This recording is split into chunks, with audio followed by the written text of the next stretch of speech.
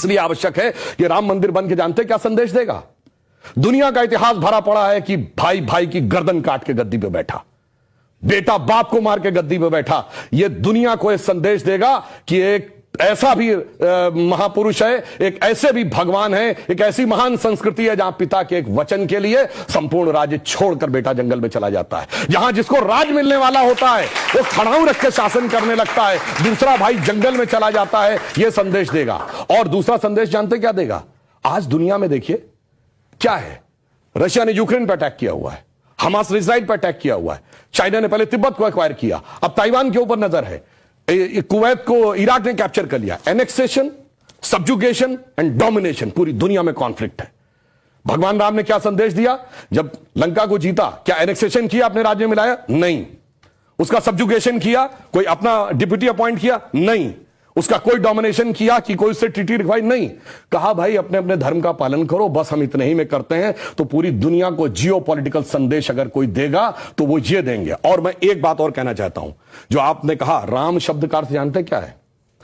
रम धातु से बना है। जैसे आपने हिंदी में और संस्कृत में शब्द सुना होगा रमणीक स्थान, रमता जोगी, यानी जिसमें चीज सेटल हो। राम शब्द का संस्कृत में अर्थ है रमन्ते इति रामः, अर्थात वह एलिमेंट जिसमें संपूर्ण संसार सेटल्ड है। और वो एलिमेंट का संघर्ष किससे है? दशानन से, 10 मुख वाले रावण से, उसकी 10 इंद्रियों की बहिर्मुखी पिपासा से। और राम उत्पन्न कैसे होंगे? राम के पिता क्या नाम है? दशरथ। तो 10 इंद्रियों को रखेंगे तब भगवान, तब डिवाइन एलिमेंट आपके अंदर उत्पन्न होगा। Extrovert tendency of all the 10 senses को डिस्ट्रॉय करेगा और धर्म स्थापित होगा। जब ये कहने लगते हैं ये राम वो राम, तो मुझे जानते क्या नजर आता है? वही बच्चों को एलिमेंट्री पढ़ाया जाता है 1 2 3, फिर आगे जाके वो फ्यूचर में एमएससी मैथमेटिक्स भी करता है, बैलिस्टिक इक्वेशन भी बताता है। पर ये कहेंगे नहीं वो बैलिस्टिक इक्वेशन है, तो फिर तो 1 2 नहीं पढ़ाना चाहिए, क्योंकि वो तो अलग है। मैं पहले भी उदाहरण दे चुका हूं। 4 - 3 = 1 होता है। आप सब ने जब क्लास 2nd 3rd में एडिशन सब्ट्रैक्शन सीखा, अगर आप 3 - 4 करते टीचर डांट देती थी। बेवकूफ, ये नहीं पता 3 - 4 नहीं हो सकता, पर 3 - 4 होता है -1। ये बताएंगे -1 का स्क्वायर रूट होता आई, जो सारी बैलिस्टिक इक्वेशंस का मेन अंग। तो उस लेवल पे पहुंचिए तो समझ में आएगा जिसको आप कह रहे हैं बचकाना है वो कितना आलीशान है, ये जाके समझ में आएगा। डॉक्टर कलाम से पूछिए तो -1 के स्क्वायर रूट का अंतर समझ में आएगा। तो राम की कथा बहुत गहरी है और इसीलिए रामचरितमानस क्यों लिखा है? राम के चरित्र को मन में धारण करिए।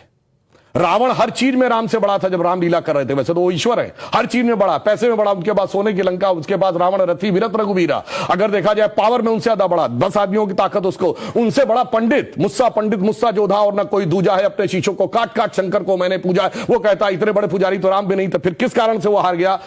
चरित्र में राम बड़े थे। इसीलिए तुलसी ने कहा रामचरितमानस। और चरित्र की याद दिलाएगा यह मंदिर, जो सिर्फ भारत के लिए नहीं पूरी मानवता के लिए श्रेष्ठतम मानवीय मूल्यों का प्रतीक होगा। इसलिए 21वीं सदी का महान भारत बगैर राम मंदिर के संभव नहीं था। इसीलिए अमृत काल के उषा काल में राम मंदिर उभर के सामने आ रहा है।